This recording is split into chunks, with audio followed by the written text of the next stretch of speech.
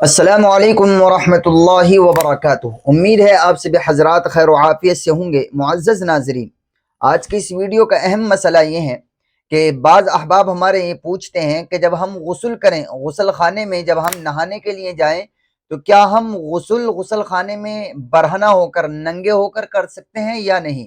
اگر کوئی انسان برہنہ ہو کر یعنی تمام کپڑے اتار کر نہائے، غسل کرے، تو کیا اس کا غسل ہو جائے گا یا غسل نہیں ہوگا؟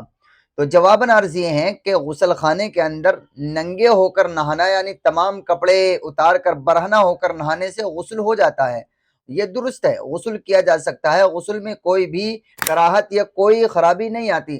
لیکن بہتر اور مناسب بات یہی ہے، زیادہ اچھی بات یہی ہے کہ آپ جب غسل خانے میں نہائیں تو وہاں بھی تہمت باندھ کر نہائیں، یہی شریعت کا منشا ہے۔ لیکن اس کا یہ ہرگز مطلب نہیں ہے کہ اگر آپ برہنہ ہو کر نہائیں گے تو غسل نہیں ہوگا، غسل ہو جائے گا۔ اگر آپ برہنہ یعنی ننگے ہو کر بھی نہائیں تب بھی غسل ہو جائے گا، لیکن بہتر یہی ہے، اچھی بات یہی ہے اور غیرت کے مطابق بھی بات یہی ہے کہ آپ جو ہے تہمت باندھ کر غسل خانے میں نہایا کریں۔